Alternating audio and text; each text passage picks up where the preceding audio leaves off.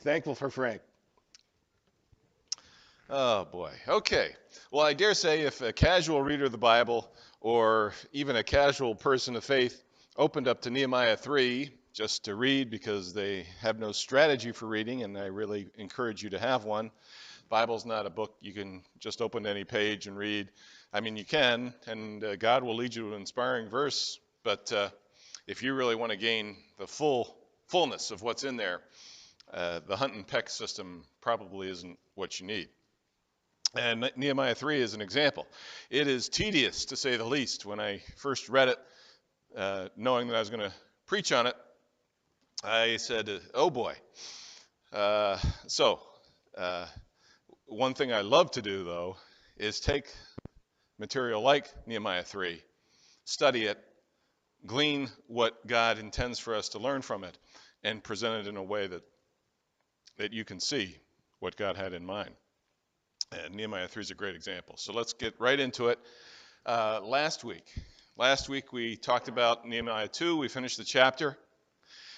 We talked about how Nehemiah had investigated the ruins of Jerusalem that had been destroyed for 150 years. Nebuchadnezzar destroyed pretty much the whole wall around it, and when he captured Jerusalem, and it had never been repaired.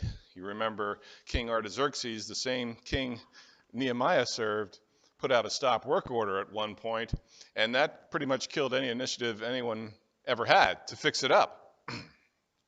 Well, because of Nehemiah's due diligence, he gained the information in the dead of night so no one would know what he was up to, even the men he had with him. And he got all the information he needed to present a convincing argument to all the Jews in Jerusalem that the wall needed to be fixed. Even though, again, it had stood there for 150 years in a state of ruin.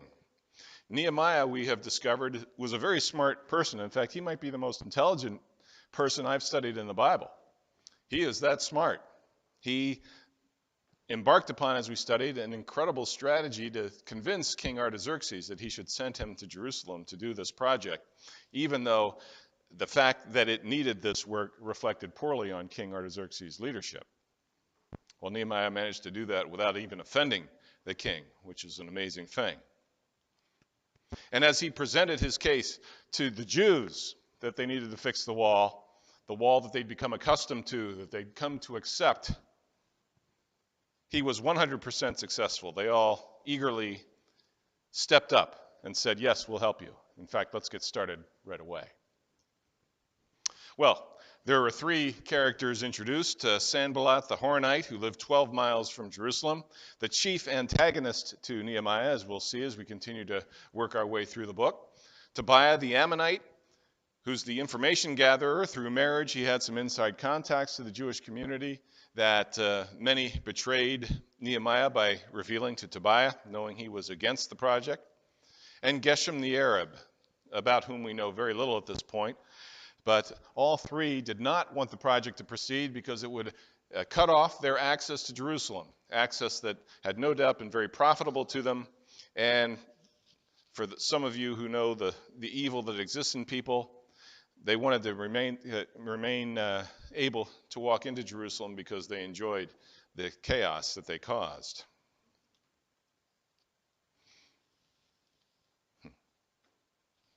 Okay. Well, 150 years, the wall had been destroyed, left there, become part of the landscape. People had come to accept it. Now, Nehemiah was well on his way to changing that culture, thank goodness. So as you'll see, the entire chapter 3, describes who did what in regards to the wall repair project. And Nehemiah gives us names. He gives us what each person was responsible for. And as I said, it's a very tedious list. And as I considered how I was going to present this, I said, well, I don't think I'm going to read it. It's just too tedious. I don't even know if I'm going to write it out. But since I didn't know what I was going to do, I went ahead and wrote it out. And so I've written it out, but I'm not going to read it word for word. You can reread it maybe tonight. In fact, I'd encourage you to do it after you see the presentation. It might be enlightening for you. So here's how I'm going to do this. I'm going to put up a section without reading it except for the first one. And then we're going to jump to our map that we introduced last week, a map of the temple area. And I know it's small, but this map will help us track what Nehemiah and God were after in giving us this tedious amount of information. Hopefully you'll find this interesting. I certainly did as I walked through it. So let's go ahead and jump right in to Nehemiah chapter 3. Then Eliashib, the high priest, arose with his brothers the priests and built the sheep gate. They consecrated it and hung it. They consecrated it and hung its doors. They consecrated the wall to the Tower of 100 and the Tower of Hananel. Next to him, the men of Jericho built, and next to them, Zechar, the son of Imri, built. So you can see this is pretty much the way the whole chapter goes, and I read that first just to get you into the swing of things. So, first of all, note that the work being done wasn't too menial for the high priest to jump in and get his hands dirty with some actual masonry and carpentry.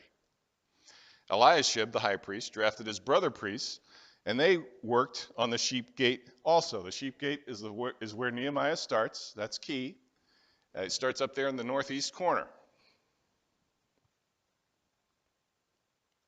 It's the only gate that was consecrated.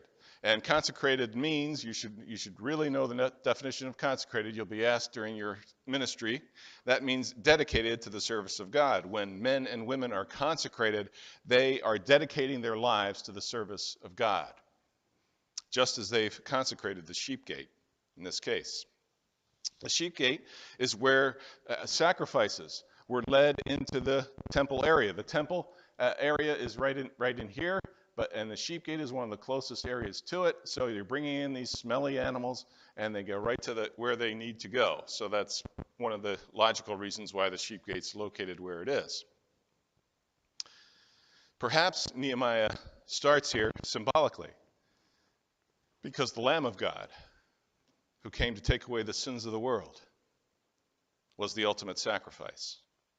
There may or may not be a lot of symbolism in this course. There's certainly a lot of symbolism. I don't think the whole thing is symbolic, however, in my studies. So he starts at the sheep gate. Nothing is said about the sheep gate's locks or bars, although it certainly had them. As we'll see, this northern end is the most vulnerable to attack. It's where people coming from Persia and Babylon come, and that's the first part of the temple that they will encounter and attack. And it suffered the most damage with Nebuchadnezzar's attack, who came from Babylon, because that was the first part of the temple area that they encountered.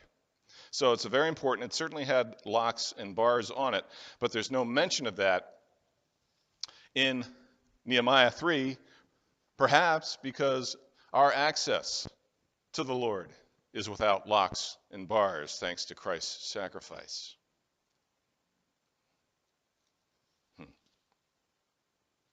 And because it's most vulnerable to attack, you have two defense towers.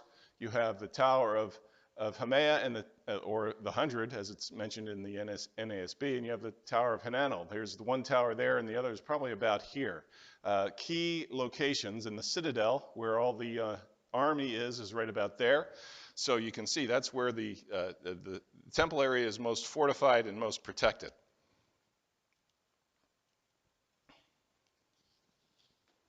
Now, the sons of Hassenaah built the fish gate. This is the second part. That's all I'm going to read from that one for now, because we're going to jump right to what it all means. You can see that he's gone from the sheep gate to the fish gate. Fish gate is right here. It's where the fish from the Sea of Galilee and the Mediterranean Sea were delivered to the temple area. They delivered the living sacrifices here. Fish were delivered here, perhaps to contain the smell to one succinct area, but also to eliminate confusion. You've got people coming back and forth constantly, day after day, and you can see how the temple area was organized to prevent even more confusion than already existed. It's very cleverly set up. Fish deliveries were probably limited to the one gate for that reason. And there would have been a fish market just inside the gate somewhere where the fish were processed and distributed and prepared for eating. As you can see from this section, if you do choose to read it yourself, there were a lot of people involved in this area. Again, probably because it suffered hardest from Nebuchadnezzar's attack 150 years earlier. There was a lot of work to do in this particular area of the temple. And note, the number of people means they had many hands doing this work, which made it more simple and quicker. It's also, if you look at this last line, the only area where they found any lack of cooperation at all. The last line says, moreover, next to him the Tekoites made repairs, but their nobles did not support the work of their masters. So the noble Tekoa was about 16 miles from Jerusalem, so they came to do the work, but their nobles, that the work was too menial for them. Not too menial for the high priest. It would not have been too menial for the carpenter, Jesus Christ, but the Tekoite nobles found it too menial for them. Next, we get to the old gate, also known as the corner gate. You'll notice we're going counterclockwise here.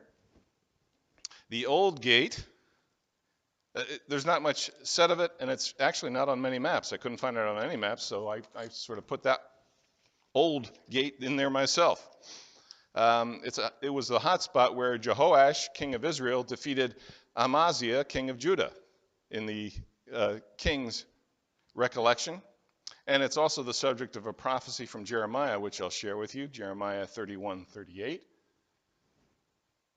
Behold, the days are coming, declares the Lord, when the city shall be rebuilt for the Lord from the tower of Hananel to the corner gate. So Jeremiah prophesies the repair going clockwise this way, and for some reason Nehemiah is going the opposite direction. But Jeremiah is referring to this very chapter of Nehemiah in his prophecy. Next, we go to verses 8 through 11. The only geographical reference in this section is the broad wall. It's the longest, straightest wall right here. And it's significant because in this section, perfumers and goldsmiths are mentioned as participating in the work, meaning everybody chipped in any way that they could to help the restoration of this wall. And the amazing thing about this is for 150 years, the people have done nothing.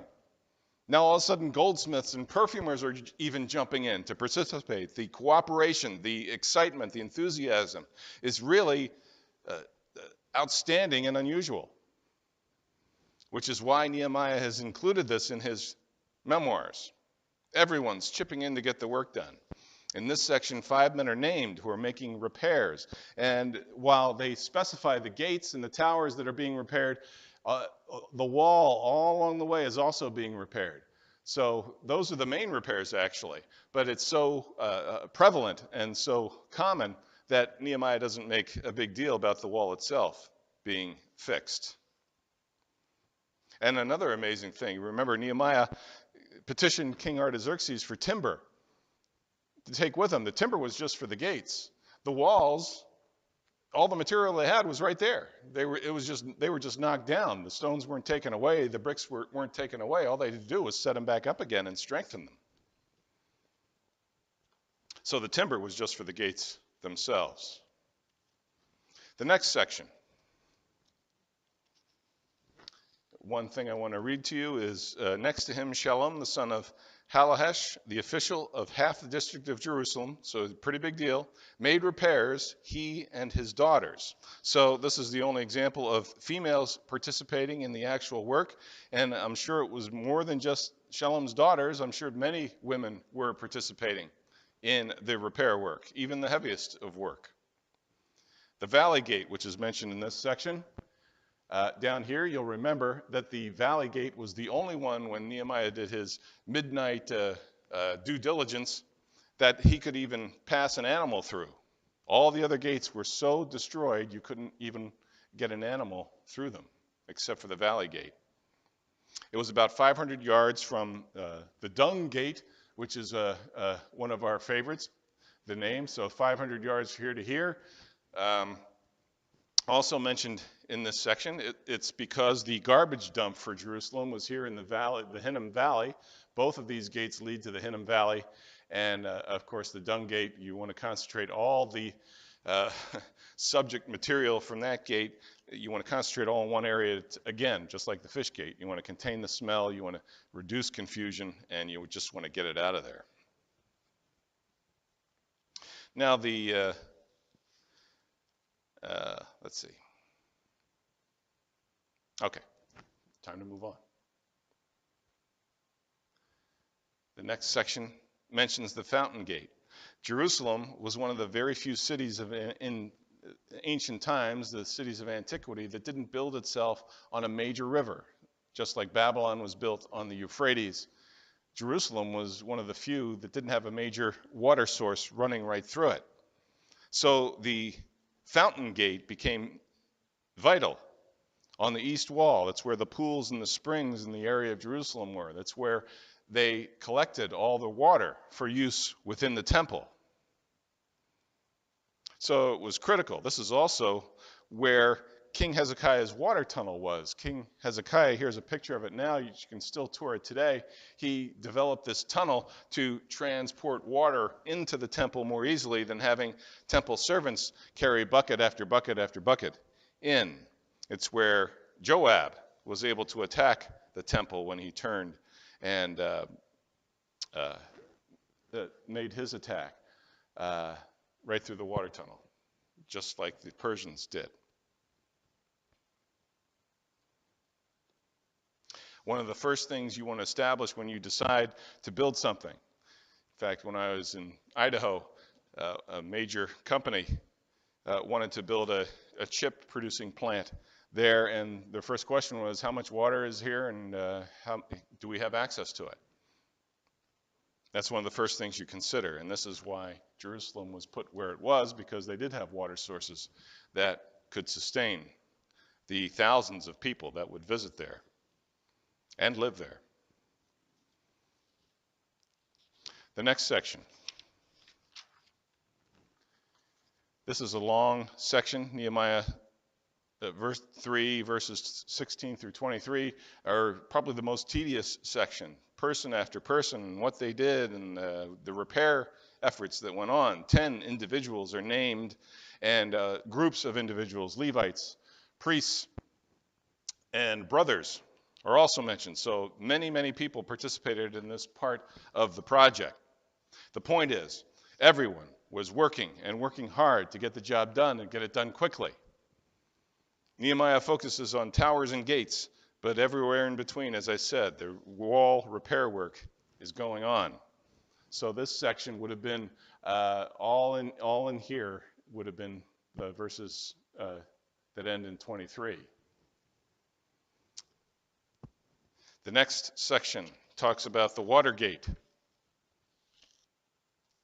We're moving our way all the way around the temple complex. Remember, Nehemiah was extremely intelligent, and this report in chapter 3 reflects that intelligence. It's a very organized, very thoughtful tour through the temple complex. The wall continues to get repaired up to the water gate in verses 24 through 26. Interesting that there's no information about the water gate itself being repaired. Perhaps that's because it wasn't damaged, which is probably not plausible, but the only other thing I could come up with was maybe it wasn't damaged as much as the other gates, which is why it doesn't mention any repair work there. Now we get into one of the more active sections. There's a lot going on here. There's the wall of Ophel, the east gate, the projecting tower, and the horse gate are all mentioned. There's also the castle tower, which I've circled here just because it's not mentioned, but it was also in there. A lot of work along the east wall was going on. The wall of Ophel is named because there's a hill just outside. Here's the wall of Ophel, and there's a hill. The hill of Ophel is right here, which is probably why it got its name. temple servants lived there because it was closest to the water supply, and the temple servants were responsible for bringing the water in, getting it to the right place so that life could continue inside the wall. The horse gate is named for obvious reasons. King Solomon first brought horses to the Jerusalem area, imported from Egypt. So the horse gate was important for that reason. The priests worked on the horse gate in addition to the sheep gate, which is interesting. The horse gate, probably the primary one known for defense, because the horses were used primarily for defense of the reason, of the temple area. Horses are a reminder that God's people will need a steady and strong defense. Perhaps that's why the priests worked on that in addition to the sheep gate. Those are the only two gates they worked on. The projecting tower protected this section here, a critical location. And the east gate was probably the most used. It leads directly into the temple area. So this is probably the primary entrance for people through the east gate. It is the east gate that Jesus entered on the donkey when he rode into Jerusalem on Palm Sunday. It's also known as the Golden Gate. And this is where Ezekiel saw the glory of God depart from the temple in Ezekiel 10, 18, and 19. Then the glory of the Lord went out from the threshold of the house and stood over the cherubim. And the cherubim lifted up their wings and mounted up from the earth before my eyes as they went out, with the wheels beside them. And they stood at the entrance of the east gate of the house of the Lord, and the glory of the God of Israel was over them. So when the Lord returns, the smart ones will hang out by the east gate, where I would think he'll focus his return. The final gate we'll look at is the inspection gate. The inspection gate about here, just southeast of the sheep gate, as we complete our counterclockwise tour of the temple area. It's also known as the gate of Hamesphekad. There's a military connotation to the Hebrew word. It's where the troops for the temple area were reviewed and registered. Very important to the defense of the entire area. So some overall observations. Nehemiah doesn't mention all the gates and towers, just the primary ones, just the ones most in need of repair, I believe. Nehemiah's report starts and ends with the sheep gate, where sacrifices were brought in. Now think about that. It's the sheep gate near the east gate. Christ, the ultimate sacrifice, rode in on a donkey, re-entered the temple area from there. It's also near the inspection gate. When Christ returns, he'll have an army with him. We are that army. So very appropriate that he starts and ends in that area. And overall, you'll see the importance of the northeast corner of the complex. So very interesting. If you dig deep inside, this is why just reading the Bible probably is not adequate. You need to really study it to get the full meaning out of what's going on here. The overall message I think Nehemiah wanted to convey is that everybody was working and working hard, working fast to get this project done quickly. It's hard to understand why everyone was in such a hurry when it had been 150 years since it happened. I think what Nehemiah is saying is once it became known that they were fixing the wall, the attacks on them were going to be kicked up, and we're going to see that starting next week. Another thing he wanted to show through this tedious list in Nehemiah 3 is that the Temple of Jerusalem, a place to worship God, but it was a fortress. It was a castle. It was heavily defended and had to be because of the enemies of God who are constantly, even today, constantly going after God's people. It's somewhat discouraging to see how few people understand the message that God has conveyed to us all. Well, overall, it's an enormous project. And Nehemiah 3 as tedious as it is, conveys wonderfully how much work was required to get this project done. And we're going to continue to look at the project and the opposition to it and the amazing job that they did over these next 3 or 4 chapters. Well, the overall project and the cooperation that was required, the cooperation that Nehemiah received, reminds me of one of my favorite animals. I used to like ducks a lot, but ducks are being overtaken by geese in my admiration table. And we're going to read a little bit about why and how geese operate. You've all seen geese winging their way to warmer climates, especially at this time of year when the cold comes in. And they have that flying V pattern, which is so distinctive, and the honking, which you hear. Well, as they cover thousands of miles, there are several aspects of the flight pattern and the geese's habits that are extremely interesting. It's interesting to see how they work together.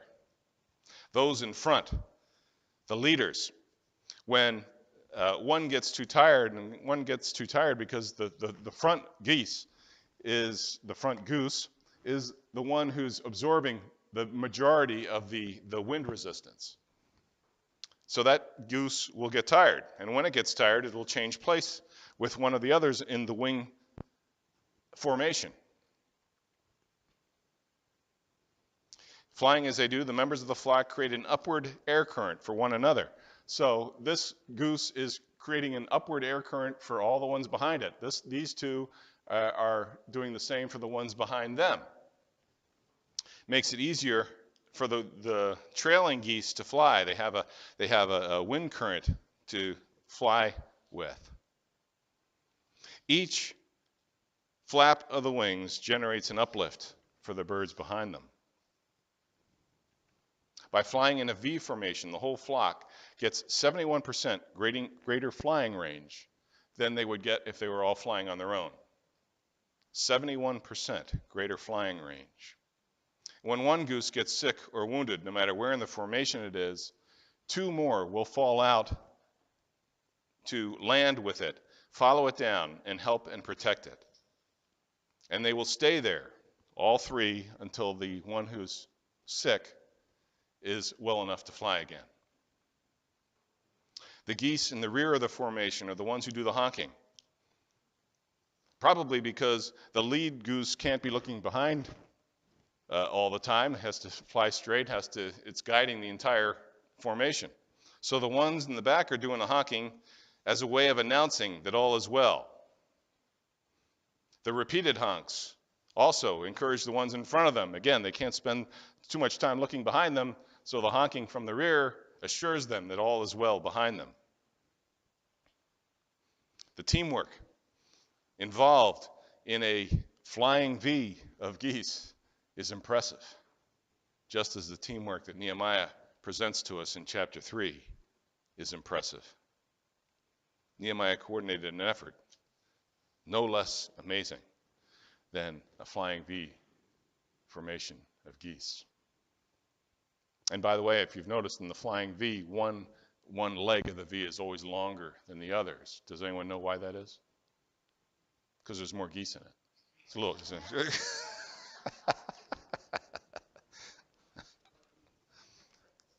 Let's pray.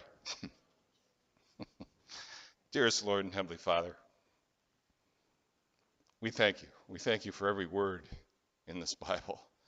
We thank you for helping us through each chapter, especially of Nehemiah, one of your most intelligent servants, showing us what he did, what he had to do to get the job done, a job that had laid fallow for 150 years. And yes, there was a stop work order, but Nehemiah showed how to get past even that with relative ease, something that no one had done for 150 years. Lord, let us not let something of yours lay fallow for that long without addressing it, without getting it fixed, without strategically drumming up the support and enthusiasm needed to get it done. We're grateful for your showing us how to do amazing things as Nehemiah did. Lord, help us to do greater things for you still. In Jesus' name, amen.